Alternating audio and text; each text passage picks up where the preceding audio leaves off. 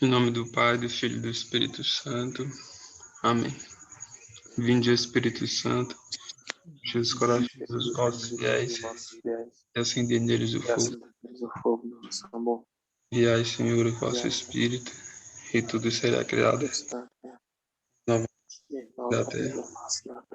Oremos, ó Deus, que instruíste os corações dos vossos fiéis com a luz do Espírito Santo, e que apreciemos retamente todas as coisas, segundo o mesmo Espírito, e gozemos sempre de suas consolações. Por Cristo Senhor nosso. Amém. Amém. Ave Maria, cheia de graça, o Senhor é convosco.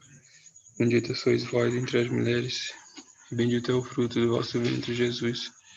Santa Maria, Mãe de Deus, rogai por nós, pecadores, agora e na hora de nossa morte. Amém. Amém. Glória ao Pai, ao Filho e ao Espírito Santo, assim como era no princípio, agora e sempre, por todos os séculos dos séculos. Amém. Em nome do Pai, do Filho e do Espírito Santo. Amém. É com você, Nilson. Muito bem.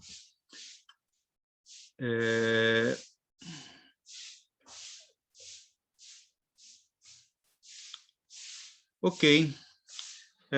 Seguinte, meus irmãos, na formação anterior, nós trabalhamos a terceira parte, né? E agora nós vamos trabalhar a quarta parte do livro do Dom Chotard, A Alma Antiga do Apostolado. Naquela ocasião, a gente estava trabalhando muito sobre a questão de o que acontece quando se trabalha sem vida interior. E na formação de hoje, nós vamos trabalhar justamente o contrário, que é como a vida interior ela vai influenciar em todo esse apostolado, né? Esse é a última formação teórica, a quinta parte já é uma formação mais prática. Eu vou, então, aqui compartilhar com vocês a minha tela, porque eu aproveitei para fazer aqui um resumo, tá? E eu começo com algumas citações, algumas bastante conhecidas de vocês, tá? A primeira delas é São Mateus, capítulo 5, versículo 13. Vós sois o sal da terra. Se o sal perde o sabor, com que lhe será restituído o sabor? Para nada mais serve, senão para ser lançado fora e calcado pelos homens. Vós sois a luz do mundo. Não se pode esconder uma cidade situada sobre uma montanha, nem se acende uma luz para colocá-la debaixo do alqueire, mas sim para colocá-la sobre o candeeiro, a fim de que brilhe a todos os que estão em casa. Assim, brilhe vossa luz diante dos homens, para que eles vejam as vossas boas obras e glorifiquem vosso Pai que estais nos céus. Então, percebam que aqui no ensinamento, no Sermão da Montanha, o Cristo deixa muito claro, né? Nosso Senhor deixa muito claro que a nossa luz, ela brilha diante dos homens através de nossas boas obras, né? Através de nossas boas obras. Ainda em São Mateus, ele faz um alerta com relação às boas obras, que é guardai-vos de fazer vossas boas obras diante dos homens, para serem vistos por ele. Aqui é muito mais uma advertência, né? Onde o objetivo de fazermos as nossas boas obras não é para fazer média para os homens. Nós temos que fazer as boas obras diante dos homens, mas não para sermos vistos por eles, ou seja, de maneira vaidosa, né? Não devemos chamar a atenção para nós, não devemos chamar a atenção para nós de maneira vaidosa. Tendo João, em sua prisão, ouvido falar das obras de Cristo, mandou-lhes dizer pelos discípulos que o seguissem, né? O que continua dizendo aqui o texto. Então, notem que, mais uma vez, João, ouvindo falar das obras de Cristo, mas assim, a gente já sabia que João sabia quem o Cristo era. O sentido desse texto aqui não é que João estava conhecendo Cristo a partir daquele momento, mas sim que João percebeu que o ministério público de Jesus já tinha começado. E aí ele diz, bom, agora já não é mais o momento de vocês, discípulos, me seguirem. Agora é o momento de vocês seguirem ao Cristo, né? Porque eu não sou nem digno de atar sandálias, etc. Então ele vai dizer, olha, sigam agora ele. E isso expressa o momento. Como João era tão ligado à vontade de Deus, que ele já sabia, inclusive, em qual tempo pelas obras do Senhor, ele estaria, se ainda estaria no ministério dele público ou no ministério ainda na sua vida escondida. Porque o Filho do Homem há de vir na glória de seu Pai com seus anjos, e então recompensará a cada um segundo as suas obras. Bom, aqui tem uma questão interessante, já adiantando, porque há sempre uma controvérsia sobre fé e obras. Devo lembrar que já existe, inclusive, uma assinatura entre a Igreja Católica e a Igreja Luterana a respeito sobre essa questão da fé e das obras, onde há um consenso.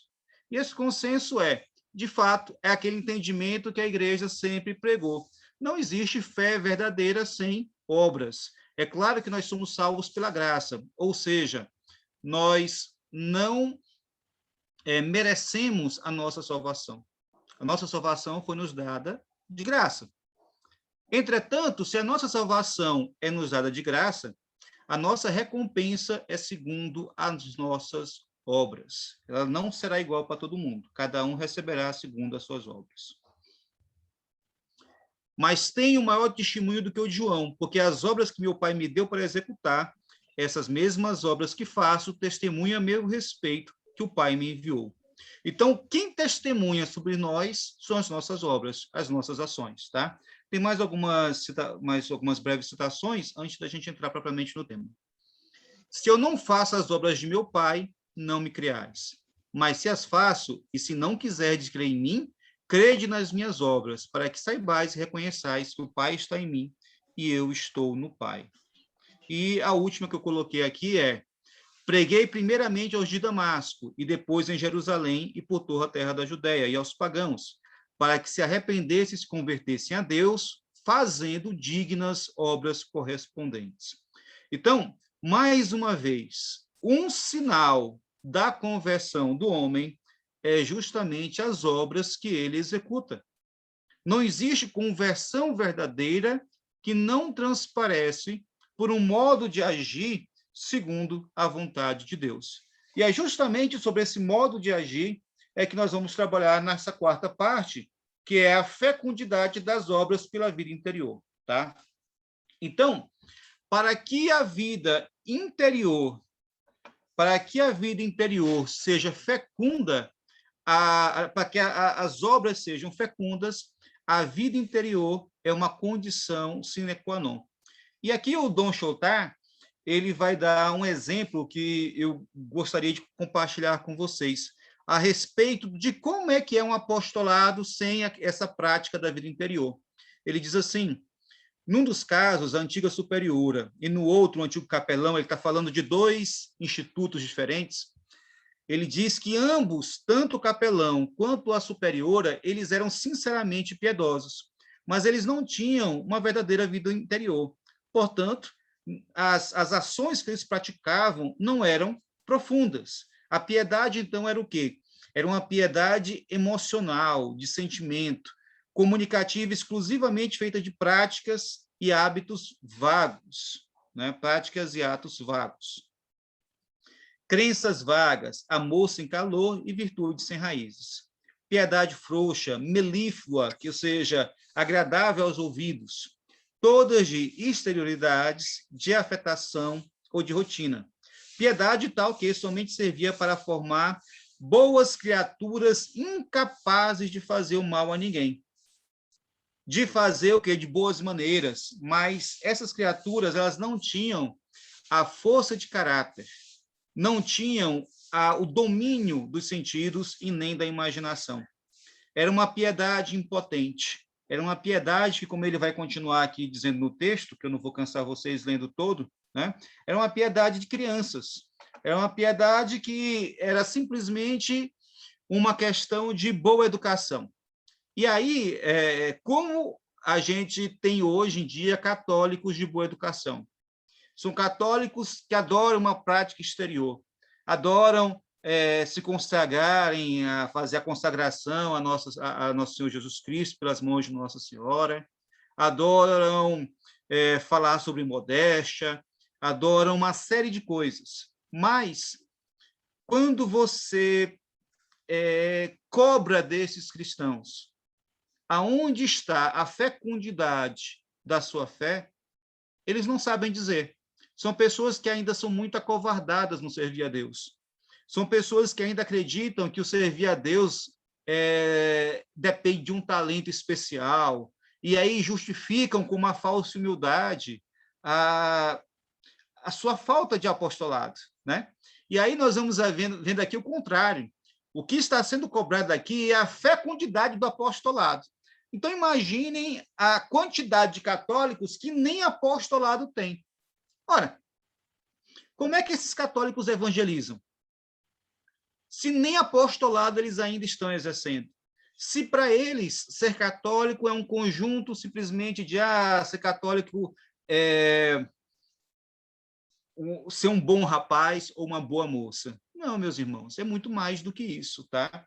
Quando ele fala que o apostolado é fecundo, eu vou dar aqui um exemplo de São João da Cruz, que ele diz: esses homens, devorados por meras atividades, pensam que vão revolver o mundo com suas pregações e outras obras exteriores, e sem custo algum chegarão a compreender que muito mais úteis seriam a igreja e muito mais agradariam ao Senhor, não falando do bom exemplo que dariam em torno deles, se consagrassem mais tempo à oração e aos exercícios da vida interior. Ora, o que ele quer dizer, então, é o seguinte, que para que uma vida interior seja fecunda, nós já falamos disso na formação passada, a vida interior tem que ser prioridade. E aí ele vai agora desenvolvendo o porquê. E a primeira causa que ele coloca aqui é que a vida interior atrai as bênçãos de Deus. E há um salmo que eu achei bem interessante ele trazer, aliás, acho que é do Cântico dos Cânticos, que diz: inebriarei sua alma, isto é, enchê-lo-eis do meu espírito, comunicar-lhes-ei graças escolhidas, e dessa sorte meu povo receberá a plenitude de meus bens. Nota que interessante, a promessa do Senhor de que o povo vai receber a plenitude dos bens está na alma inebriada de amor. Já pararam para pensar nisso? Que quanto mais a sua alma for inebriada do amor de Deus, mais você vai conseguir ser fecundo no seu apostolado. Não é pela força das palavras, não é pela eloquência das palavras, não é pela dificuldade delas, não é pelo muito pregar ou somente pelo muito fazer, mas é de tanto amor, de tanta amor eu tenho por Cristo, que à medida que esse meu amor inebria a minha alma verdadeiramente, isso vai fazer com que eu tenha uma prática mais apaixonada, nosso Senhor. E aí ele dá aqui uma advertência. Por isso, os verdadeiros operários apostólicos confiam muito mais nos seus sacrifícios e nas suas orações do que no exercício de sua atividade. Santo Inácio, de Loyola, ele tem uma citação que serve muito bem para esse momento, que ele, apesar da ordem dos jesuítas ser conhecida por sua praticidade, né, ele dizia assim, que o apóstolo deve fazer tudo como se Deus não existisse. Então, é como se eu pensasse assim, nossa, eu vou trabalhar, então eu vou trabalhar como se Deus não fosse agir de maneira nenhuma.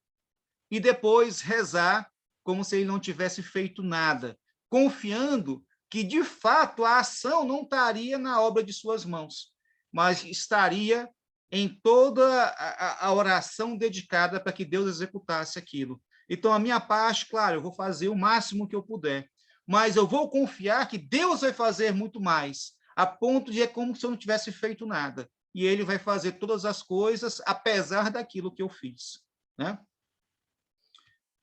Ambos esses religiosos, que ele falou um pouco mais no texto, aqui vocês estão vendo que eu destaquei algumas coisas, viviam do princípio enunciado por São Boaventura, que são os segredos do apostolado fecundo vão exaurir-se muito mais aos pés de um crucifixo do que na ostentação de qualidades brilhantes. Eu já falei para vocês, acho que informação, acho nessa pandemia já, sobre o amigo do noivo, que é aquela passagem de Isaac, quando ele vai casar, filho de Jacó. E aí, quando ele vai casar, ele envia o seu amigo para trás de Rebeca. E aí, quando o amigo do noivo vê a Rebeca, ele fala do noivo para Rebeca e depois ele fala da Rebeca para o noivo. E assim tem que ser também o nosso apostolado. Nós falamos do noivo, ou seja, Cristo. Nós falamos da igreja, do povo dele, e depois nós falamos da igreja para o Cristo. Né? Então, esse duplo papel. É por isso que todo pregador é também intercessor. Mas, de maneira mais profunda, todo pai é intercessor, todo cristão é intercessor. O ministério da intercessão ele tem que estar profundamente enraizado na nossa vida, seja pelos nossos, seja pelas nossas obras, para aquilo que a gente está oferecendo a Deus, seja qual for o serviço, né? Seja qual for o serviço. Vocês devem ter percebido que aqui ele não fala, ele até ironiza a questão da pregação, como se essa fosse a única maneira de servir ao Senhor. Porque vocês vão ver lá na frente que ele propõe que é muito mais na prática diária das virtudes do que na mera pregação do Evangelho. Tá? Até aqui, tudo tranquilo? Tranquilo, hein? Tranquilo. Parabéns. Beleza. Então, a voz autorizada de São Pio X, assim, põe em relevo a tese da obra que aqui Dom Chotá escreve. Para restaurar todas as coisas em Cristo pelo apostolado das obras, é necessária a graça divina. E para receber essa graça, deve o apóstolo estar sempre unido a Cristo. Somente depois de termos formado Jesus Cristo em nós, é que poderemos facilmente comunicar às famílias e às sociedades. Então, primeiro nós devemos formar o Cristo em nós. Não adianta... hoje em dia isso é até um conselho muito comum. Vocês já devem ter ouvido falar de quer consertar o mundo, primeiro dê uma volta ao redor da sua casa. Né? O Jordan Peterson, que é um escritor contemporâneo famoso, ele ironiza essa quantidade de gente que quer salvar o mundo, mas que não arruma nem a própria cama, ou não arruma o próprio quarto. Né? Então ele diz assim que se você não começa arrumando sua própria vida, como é que você quer arrumar a vida do outro? Da mesma forma, como é que você quer apresentar a vida cristã para o outro se Cristo ainda não vive em você? Então, primeiro você deve buscar essa vida com Cristo, para somente depois que vai ser possível comunicá-lo com fecundidade. E essa fecundidade, ela transcende no tempo. Eu falei uma vez no centro, lá no São Domingos, presencial, e eu acho que é oportuno repetir agora. Muitos dos milagres que Deus vai nos atender nesse momento, eles já foram realizados. Deus já realizou uma série de milagres na sua vida, já estão realizados. Eles já aconteceram. Tá? E eu estou dizendo isso por quê? Porque o milagre da Eucaristia, que você assiste na Santa Missa, ele não começou naquele momento. Ele começou na conversão do padre, na ida para o padre para o seminário, na ordenação daquele padre, na fidelidade daquele padre, até que chegasse aquele momento. Então, o momento que você tem disponível para assistir a Santa Missa, Deus já preparou aquele momento desde muito tempo, desde toda a eternidade, Deus preparou aquela missa para você. Você já imaginaram a quantidade de ações, de graças que foram necessárias para que aquela missa acontecesse? Aqui no Brasil, a gente tem uma terra de missão porque o povo ainda não é convertido, ainda necessita de muita conversão, mas nós não temos grandes perseguições religiosas, né? E como temos em outros países. Hoje me mandaram uma celebração de Corpus Christi na Tanzânia, e a procissão ela acontecia literalmente no meio do mato. O povo caminhando no meio do mato, alguns com umas roupas mais festivas, outros com umas roupas bastante simples, e o povo cantando. Em lugares aonde a procissão é se colocar como alvo de muçulmanos. Então, a quantidade de graças, de milagres que foram necessários para que aquilo acontecesse é marcante. Tem povoados no Japão, que eles ficaram sem contato com outros cristãos por mais de 100 anos e ainda assim conservaram a fé. E assim conservaram a fé. Então, quando os missionários chegavam lá, eles encontravam ainda a fé cristã bastante, a fé cristã ainda viva, que foi repassada por seus antepassados. Mas foi repassada por quê? Porque um dia São Francisco de Sales se dispôs a ir evangelizar o Japão e deixou a sua obra lá. E essa obra fecundou por tempos e gerações e gerações e gerações. Então, se temos graças acontecendo em nossas vidas, foi porque Deus já realizou esses milagres. Eu estou enfatizando isso porque tem muita gente que às vezes pede, Deus me dá um sinal, né? Deus me dá uma graça, Deus me mostra se está comigo. Meu irmão, se tem alguém falando de Deus para você, é porque Deus tocou nessa pessoa desde muito tempo e tocou na pessoa que falou para essa outra pessoa, né? Durante muito tempo. Viviane, você levantou a mão, você quer falar? Sim, a Viviane levantou a mão.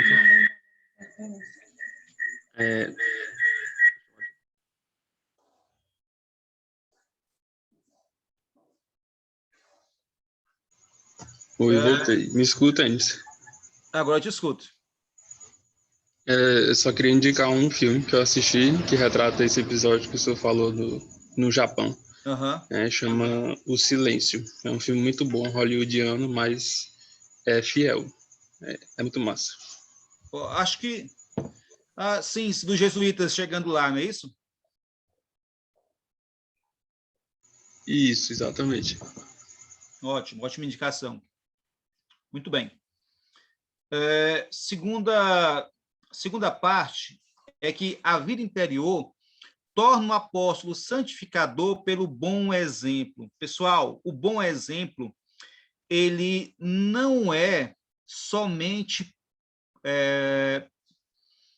pela máscara de cristão, pela maquiagem de cristão. Então, não é porque eu uso uma cruz gigante, ou eu faço um olhar triste, ou eu até mesmo uso uma roupa modesta, somente isso não é o bom exemplo. O bom exemplo são a prática das virtudes cristãs, tá? Então, quando aqui Dom Chotá fala do bom exemplo, ele está falando da prática das virtudes. E ele apresenta aqui que aquele que tem a missão de dizer coisas sublimes, por isso mesmo, é obrigado a traduzi-las na prática. Ou seja, se eu digo coisas sublimes, eu tenho que viver essas coisas sublimes. Tito, São Paulo diz, faze-te a ti mesmo um exemplar de boas obras. A Timóteo, ele diz, ser o exemplo dos fiéis na conversação, na conduta, na caridade, na fé, na castidade. O que vistes em mim, praticai. Sede meus imitadores, assim como eu sou de Cristo. E isso vale para todos os cristãos, tá? Isso aqui vale para todos. O pai tem que ser o exemplo dentro de casa, o filho tem que ser o exemplo dentro de casa, o aluno é exemplo, o marido é exemplo, o professor é exemplo, e assim sucessivamente. Nós temos que ser modelos de cristão antes de qualquer coisa. Antes de tudo, nossos caríssimos filhos, dizia Leão XIII, lembrai-vos de que a pureza e a santidade de vida são a condição indispensável do verdadeiro zelo e o melhor penhor da vitória. Só um instante que eu...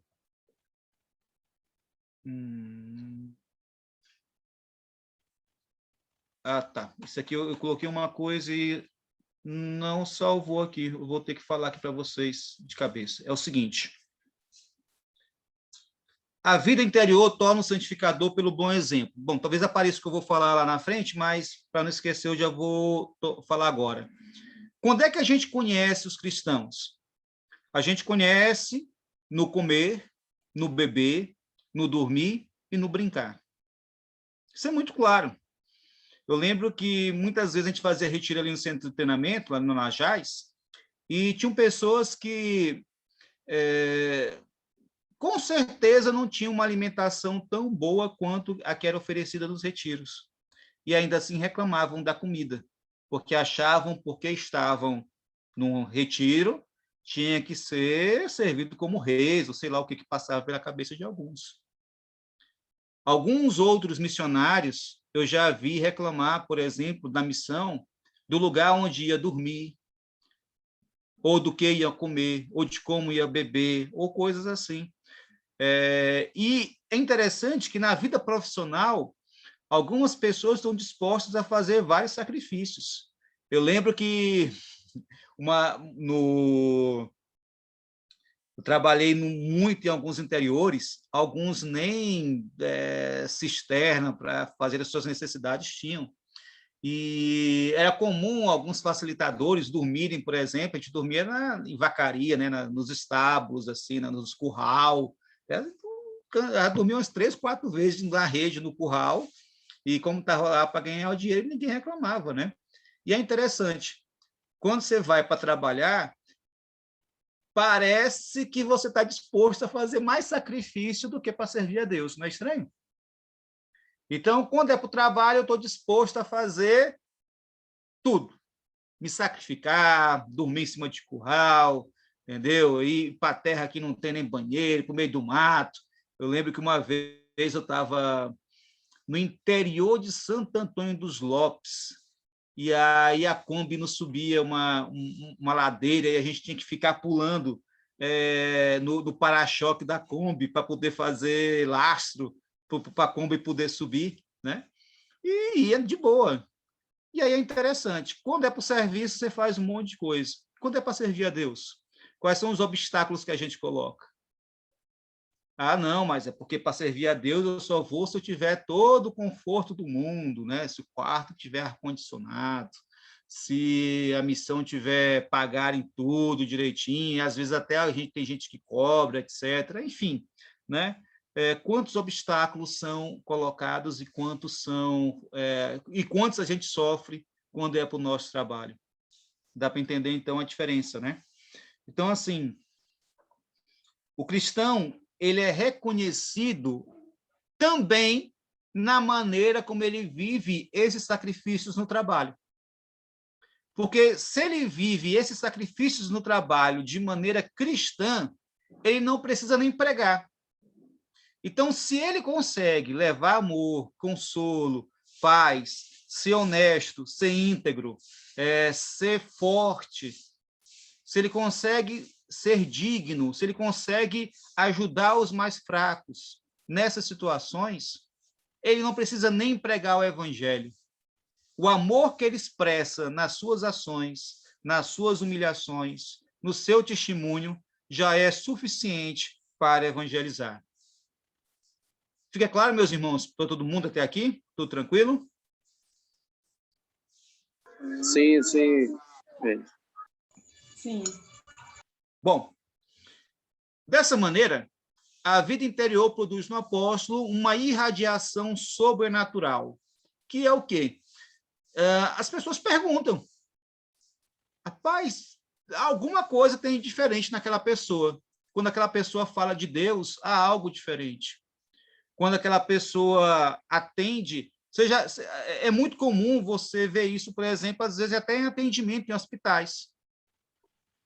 Você vê lá várias pessoas atendendo, mas parece que tem algumas que atendem com mais amor. Eu gosto sempre de dar esse exemplo da pastoral ali da social em São Francisco, que na pastoral social você tem pessoas que conseguem dar um testemunho ao cuidar dos pobres, que o próprio conteúdo constrange. A maneira como a pessoa serve o pobre, com tanto amor, com tanto cuidado, com tanto zelo, que você olha para si mesmo e se pergunta, meu Deus, quando é que eu vou conseguir ter todo este amor para esse meu irmão que está aqui na rua nesse momento? Então, essa vida interior, ela não é mera, como eu já falei para vocês na formação passada, a filantropia, né? É mais. Desculpa. E aí, Dom Chotai dá aqui esse exemplo do padre, do Dom Curadais, né? São Curadais, que um advogado, quando voltava de Ais, perguntavam para ele, o que é que você viu? O que mais te impressionou? E aí diz que esse advogado testemunhou dizendo, eu vi Deus no homem. E aí eu trago a passagem para vocês. Eu não entendi.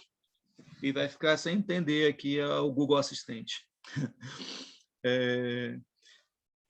Então, assim, trouxe para vocês também a passagem de Atos, que diz: os que receberam a sua palavra foram batizados, e naquele dia elevou-se a mais ou menos 3.000 o número de adeptos, que é a pregação de São Pedro após o Pentecostes. 3.000 homens para ouvirem falar de Deus naquele momento, sem microfone, não dá para acreditar ou para pensar que Pedro falou e a voz chegou a 3.000 pessoas. Quer dizer que depois daquele momento, naquele dia, vejam, aqui a passagem não diz naquele momento, aqui diz que naquele dia, ou seja, um dia inteiro de pregações, ou um apostolado incansável para você levar a mensagem de Cristo para 3.000 pessoas. Quantas pessoas chegaram em 3.000? 12 apóstolos, Nossa Senhora e mais um ou outro crente que estava lá, né? No cenáculo estavam os apóstolos e Nossa Senhora. Então, 12 apóstolos, porque Judas foi substituído por Matias, e mais Nossa Senhora conseguiram, em um dia, alcançar 3.000 pessoas. Essas foram as que se converteram, né? Eu pergunto, meus irmãos, se juntar todas as pessoas que você já pregou na sua vida, você já alcançou quantas? Falando ou não falando, como eu já disse aqui, né? Não apenas pregando, mas testemunhando, vivendo o evangelho de Cristo. Quantas pessoas já ouviram a voz do Senhor pelos seus atos, pelas suas obras? Quantos? Porque é dessas pessoas, como eu li as passagens para vocês no início, justamente para dar esse destaque. É dessas obras que Deus vai prestar conta. Novamente, enfatizo, no dia do juízo, Deus não vai cobrar ninguém dos pecados que você não cometeu. Ah, eu não roubei, eu não maltei, eu não adulterei, eu não vi pornografia. Não, ele vai cobrar das coisas, dos atos de amor que você praticou. E aí eu pergunto, quantas pessoas já vivenciaram Cristo através de você? Por meio da vida interior é irradiada a fé, a esperança, a caridade, a bondade e a humildade. Não existe cristão que não seja bom, ou seja, que não seja caridoso, que não ajude o outro, que não acolha o outro, que não tenha uma palavra amiga, que não saiba perdoar, que não saiba se colocar do lado daqueles que mais precisam.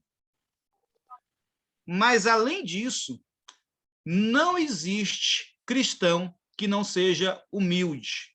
Isso quer dizer o quê?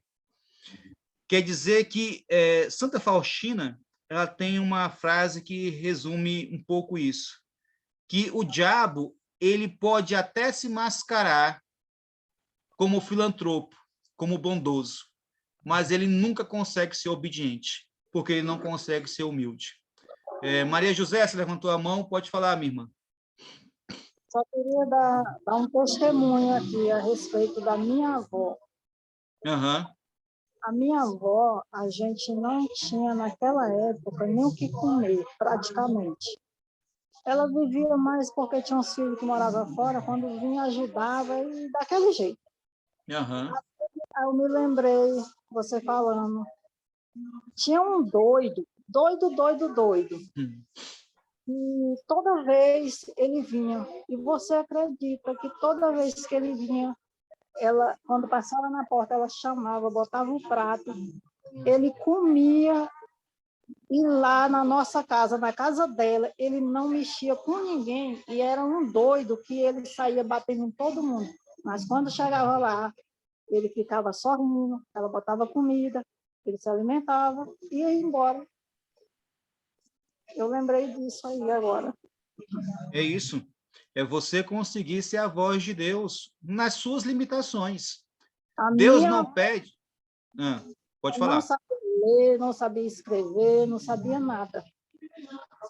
E ainda era doente nessa época. Mas na hora... E outra coisa, não tinha uma pessoa que chegasse na casa dela que mesmo ela ficando sem comer, tinha um copozinho de café, tinha uma coisinha. Essa lembrança que todo mundo que fala dela. Eu lembrei disso agora. Que hoje Ótimo. a gente raramente. Hoje isso é raro, raríssimo. É exatamente esse o testemunho. Excelente exemplo. É exatamente isso. Porque É hoje as você ser a pessoas... voz, é a face bondosa de Deus no mundo. Pode falar. Hoje eu vejo as pessoas fazer filantropia, não fazer caridade. É É o que diferente. mais tem mesmo. Sim, completamente diferente. Aqui, a vida interior, ela vai irradiar esse amor, esse cuidado. Não é meramente distribuir algo material ou até mesmo só um conselho psicológico. Não é só isso. Mas é, de fato, é você irradiar esse amor, essa fé, essa esperança. É você conseguir... É como você disse, as pessoas olhavam para sua avó e não viam meramente uma alma filantropa, até porque ela nem tinha dinheiro, né? Não tinha bens, era doente, mas viam que nela a bondade, viu a bondade. Dentre as limitações que ela tinha, ainda assim ela conseguia ser boa. É isso mesmo, tá? E é rodeada, a casa dela era cheia de gente. Mas é E claro, as coisas apareciam como que por milagre. e quem é que não gosta de ficar perto de quem é bom, né? Então, O tanta bem, gente... ele atrai. O bem, ele atrai. Porque todo mundo gosta de uma pessoa boa. Todo mundo gosta de uma pessoa boa. Todo mundo gosta de uma pessoa humilde. O Império Romano, ele foi convertido pelas virtudes dos cristãos e não somente pela pregação. É por isso que hoje, quando eu olho, eu fico comparando assim, mais ou menos com o tempo da minha avó, da minha mãe, do meu pai, por exemplo, antigamente tinha muita invasão de terra. Uhum. Nós não tínhamos casa, morava de aluguel. Era 10 filhos, 10. Aí o povo passava na porta, vamos invadir, invadir. A minha mãe e meu pai diziam assim, não, o que é dos outros, o que é meu, é meu. E com isso eles criaram 10 filhos. E hoje, meus irmãos, tudo é trabalhador, graças a Deus. E a gente pegou esse jeito, o que é meu, o que é do outro, é do outro. E eles nunca invadiram. Conseguiram a casinha deles com muito esforço no final da vida. Mas nunca invadiram. Ou seja, pobreza não é desculpa. De jeito nenhum. Podemos ser bons, inclusive os discípulos dos cristãos, aqui eram as ordens religiosas, primeiro sendo pobres. E o voto de pobreza, ele justamente serve como um sinal de que Deus age, não é a partir dos bens, mas ele age por sua própria graça.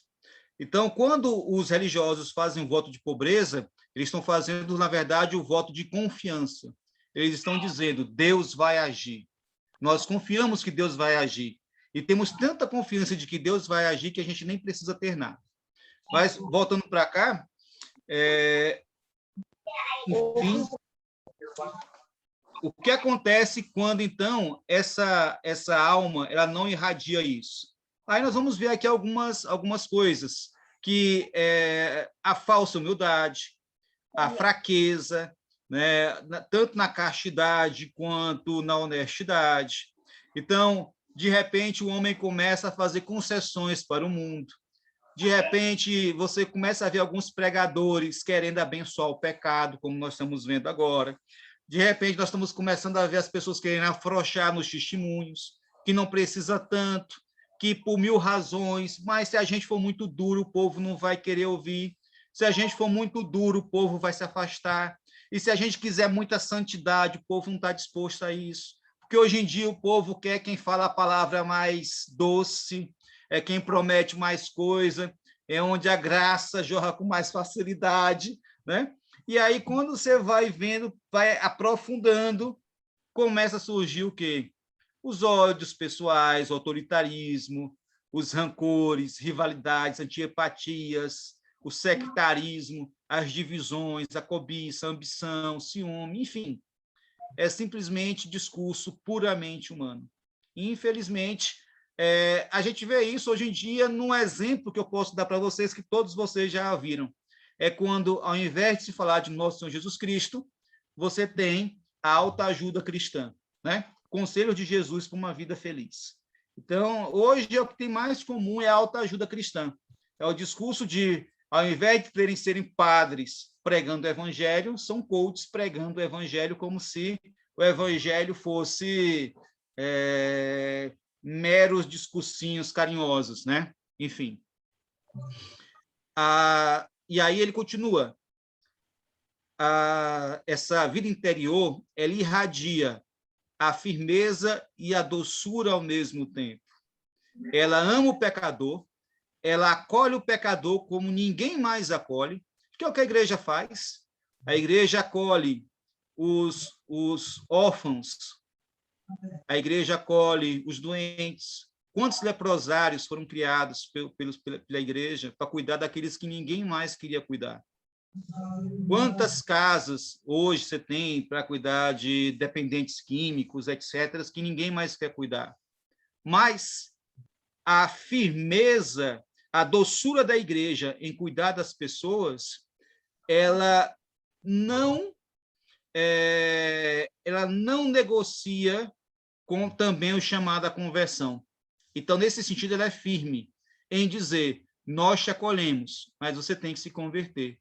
Nós te acolhemos, nós cuidamos de você, mas nós não temos a oferecer aqui para você, não é esse mero cuidado, não é essa comida que a gente está te oferecendo aqui na rua, não é este abrigo, não é esse cuidado com as tuas feridas. Nós estamos te oferecendo algo que é muito maior, que é uma vida com nosso Senhor, que transcende tudo isso. Então, é amar o pecador, odiar o pecado. É oferecer, sim, o consolo, a acolhida, o amor, mas, ao mesmo tempo, dizer, isso é pouco, isso é pouco. O que nós temos a oferecer é muito mais, é muito maior. E também irradia a mortificação. Bom, aqui está aquilo que eu falei um pouco lá atrás. Não existe cristão que não mortifica a sua vontade e os seus sentidos. Não existe isso. O cristão, ele mortifica a sua vontade, ele mortifica a sua imaginação e mortifica os seus sentidos. E isso por quê? Porque quanto mais ele mortifica os seus sentidos, menos ele cai nas tentações, mais ele consegue resistir às tentações. Então, essa mortificação, ela serve justamente para quê? Para quando ele for comer, beber, dormir, brincar, ele também ser reconhecido nessas coisas como cristão. Tem pessoas que vocês devem conhecer que não podem jogar bola. Tem pessoas que não conseguem jogar uma partida de dominó. Vai jogar uma partida de dominó, de dama, brigando. Tem pessoas que não conseguem assistir um jogo de futebol. Enlouquece, e grita, e pula, e tudo bem. É uma emoção sadia, uma vibração faz parte. Mas tenho certeza que vocês estão entendendo o exagero que algumas pessoas fazem, até mesmo assistindo a uma partida, quanto mais jogando. Enfim. Continuando. A vida interior dá ao obreiro evangélico a verdadeira eloquência. Por quê? Quem converte não são as nossas palavras. A simplicidade da pregação, muitas vezes, o conteúdo, muitas vezes, da pregação, ele serve até, vamos dizer assim, para os estudiosos, para estudar. Mas tem pessoas que falam coisas simples, mas a simplicidade dessas pessoas falando toca o nosso coração. Vou dar um exemplo. Quando São João Paulo II veio a última vez no Brasil, o discurso que eu lembro dele, de tudo que ele falou, eu lembro de uma frase que diz assim: coragem, meus filhos, não tenham medo. Vocês estão do lado daquele que já venceu. são palavras simples, são palavras que não trazem nenhuma novidade. Coragem, meus filhos, não tenham medo, vocês estão do lado daquele que já venceu. Ou seja, peguem essas palavras em termos de conteúdo. Em termos de conteúdo, ela não traz absolutamente nenhuma novidade. Mas essas palavras ditas por São João Paulo II, ainda hoje, elas irradiam no meu coração.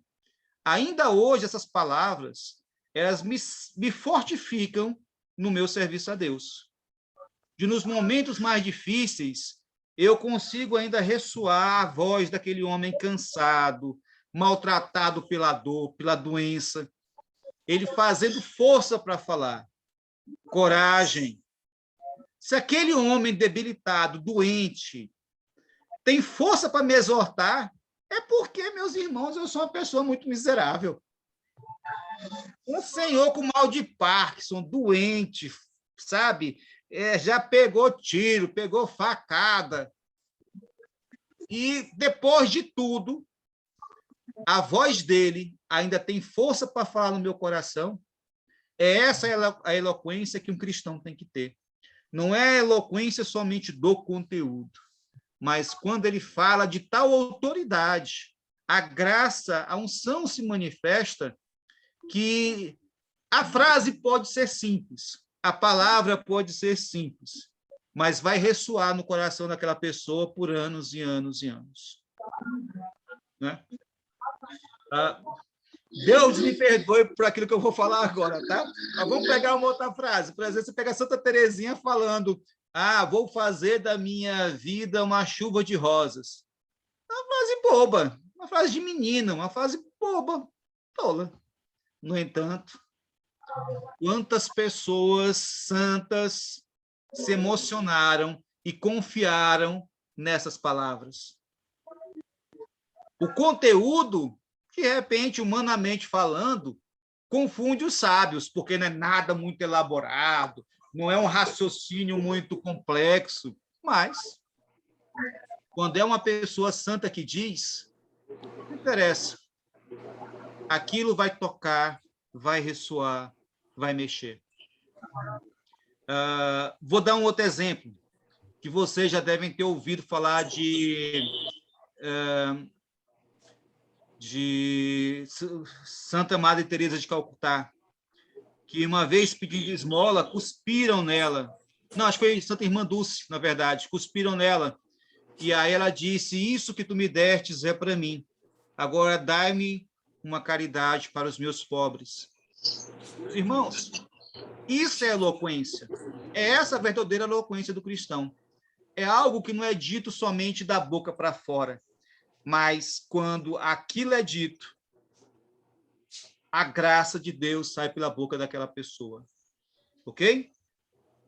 E eu vou tratar, acho que somente desse próximo aqui, e a gente já vamos caminhando para o nosso encerramento, tá? Então, já como consequência daquilo que eu falei, a vida interior gera uma vida interior mais profunda, e duradoura são os seus resultados na alma. Então, se eu quero saber se alguém realmente se converteu... Paulo, ele está em primeiro lugar. Eu tenho que buscar o quê? Se essa pessoa ela traz em si alguns sinais, que é o amor à igreja, o amor aos sacramentos, o desejo de servir, o temor de ofender a Deus, uma consciência que vai ficando cada vez mais preocupada em servir a Deus. Então, o temor do Senhor não é um medo de ofender a Deus por causa do castigo, mas é um receio de não ofender a pessoa amada. Eu não quero fazer algo que vai desagradar a alguém que eu amo. Então, o mundo olha, quando a gente fala temor de Deus, o mundo vai olhar como se fosse, esses cristãos têm medo de serem castigados, por isso que eles fazem isso. E eles pensam assim porque eles não entendem a linguagem do amor. É o contrário. É porque eu amo tanto que eu penso, nossa, como é que eu vou dizer isso de uma maneira que... a gente faz isso com os filhos, faz isso com os cônjuges, faz isso com os amigos. Quantas vezes a vontade de chegar para um amigo e, né, falar de qualquer jeito? Mas aí você pensa direitinho e diz, nossa, como é que eu posso falar isso para o meu irmão, mas de uma maneira que vai fazer melhor para ele? Se eu tenho esse temor de ofender o meu irmão, ainda maior deve ser o meu temor de ofender a Deus. É esse cuidado em cuidar daquilo que eu digo que amo e que tenho que amar mesmo. Tá? Então, a vida interior, os efeitos dela são duradouros. Vou dar alguns exemplos disso, de verdadeira vida interior. Quando a mãe de vocês ensinava vocês a rezar, eu tenho certeza que vocês podem nem lembrar dos momentos e nem de todas as vezes. Mas, buscando na memória, o sentimento daquele momento ainda está presente. Ainda é guardado na memória. Um momento de oração. Às vezes só um, às vezes dois momentos diferentes você consegue lembrar. Mas aquilo ficou marcado. E muitas vezes, aquele momento ainda serve até hoje para te ajudar a rezar. Muitas vezes, aquela lembrança, por exemplo, daquela música do Padre Zezinho, Maria da minha infância. Eu era pequeno, nem me lembro, mas as coisas, Ave Maria, Mãe de Jesus, o tempo passa, não volta mais. Muitas vezes, só a lembrança dessa música, uma lembrança de uma música de infância da igreja, é suficiente para fazer com que a gente reza hoje. Por quê? Porque aquilo foi dito com a graça de Deus. Aquilo foi dito com unção. Você pega uma música como Pães de Língua, ou uma música como Veni Creator, 500 anos de música. 500 anos que foi composta. Tão sublime sacramento. E ainda hoje, quando é entoada e é cantada, ainda consegue elevar nossa alma, ainda consegue falar com nossa alma. Não foi porque as palavras foram novas ou mudadas, mas não. É porque a graça de Deus estava presente. A unção de Deus estava naquelas palavras, naquelas ações. E aí ele vai dar aqui um exemplo de uma irmã que era catequista e que todo mundo queria chegar para essa irmã que era catequista. E aí ele olhou para essa irmã e percebeu que aquela catequese agradava, mas agradava somente aos ouvidos humanos. Agradava somente às pessoas por razões humanas. Mas ele recomenda, então, que ela seja trocada por uma outra irmã que era menos culta, que sabia de menos coisas, mas era mais santa. E aí, quando foi feita a troca, a catequese mudou, e mudou em qualidade. E como é que a gente percebe a diferença da mudança? Meus irmãos, a diferença é o seguinte, é que ao invés das pessoas estarem gostando do que estava sendo dito, elas estavam mudando de vida. E é assim que a gente reconhece os frutos de um verdadeiro apostolado. O São Domingos de Gusmão, esse nosso centro, ele não vai ter nenhuma utilidade se vocês estiverem somente gostando do que está sendo dito, dessas formações. É preciso que haja mudança de vida, senão é melhor fechar o centro, senão é melhor fechar as portas. Por quê? Porque se não há mudança de vida, então não há sentido. Não é para que ninguém fique agraciado, nossa, foi muito bom, eu gostei bastante, foi muito legal e tal, e beleza. Sim, mas e aí? É só isso? Só gostou? É aplauso para mim? É aplauso para o Ebert? É aplauso? Não, meus irmãos, não é isso. O que é necessário e o verdadeiro sentido está nisso, em que se não há mudança de vida, se as pessoas não estão mudando de vida, então o apostolado não está acontecendo. Ele está sendo meramente humano. E eu vou ficar por aqui, 20h59, porque depois de inúmeros feedbacks, de que estava falando demais e passando do tempo, agora eu também estou me policiando para não para ser fiel nessas pequenas coisas também. Mas, enfim, alguma dúvida, algum questionamento, querem perguntar alguma coisa, fique à vontade.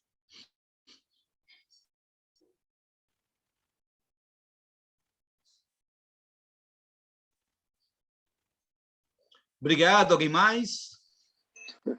Não, Renis, quero agradecer, te parabenizar e agradecer. Boa noite, parabéns pela exposição. Bom,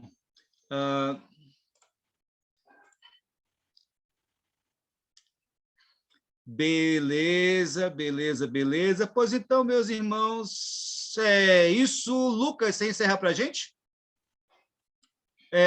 Eu não sei se tem mais algum recado para ser dado. Tem, né? A missa no rito extraordinário, ela não será amanhã, ela será no próximo domingo.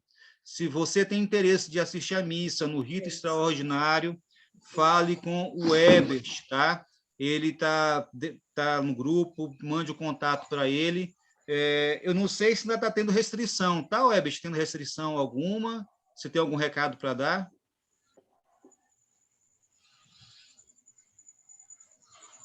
Eu não lembro, mas, enfim, se tiver alguma restrição, depois vocês perguntam lá no grupo, que ele já me respondeu aqui, está com acesso livre, tá? Então, próxima semana, a missa no rito extraordinário. Lucas, você pode encerrar, então. Eu acho que é isso. Qualquer coisa, a gente coloca mais lá no nosso grupo. Ok. Então, vamos encerrar rezando 3 Ave Marias. A primeira, pela boa compreensão do que aqui foi explanado pelo nosso amigo Enes, e para que isso sirva na conversão da nossa alma. Ave Maria, cheia de graça, o Senhor é convosco. Bendita sois vós entre as mulheres, e bendito é o fruto de vosso ventre, Jesus. Santa Maria, Mãe de Deus, rogai por nós, pecadores, agora e na hora de nossa morte. Amém. A segunda, rezamos pela santificação do Santo Padre e todo o clero da Igreja, especialmente por aqueles que se perdem. Ave Maria, cheia de graça, o Senhor é convosco. Bendita sois vós entre as mulheres, e bendito é o fruto de vosso ventre, Jesus. Santa Maria, Mãe de Deus, rogai por nós, pecadores, agora e na hora de nossa morte. Amém. Na última Ave Maria, rezamos em sufrágio das almas que padecem no purgatório. Então, de algum modo, essa nossa oração sirva para que eles alcancem logo a visão beatífica. Ave Maria, cheia de graça, o Senhor é convosco.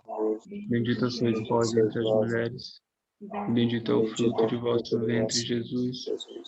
Santa Maria, Mãe de Deus, rogai por nós, pecadores, agora e na hora de nossa morte. Amém. Glória ao Pai, ao Filho e ao Espírito Santo, assim como era no princípio, agora e sempre, por todos os séculos dos séculos. Amém. Em nome do Pai, do Filho e do Espírito Santo. Amém. Salve Maria e viva Cristo Rei. Salve Maria, viva Cristo Rei, meus irmãos. Até próximo sábado. E é isso. Tchau, tchau. Tchau, boa noite. Tchau. Boa noite a todos. Boa noite.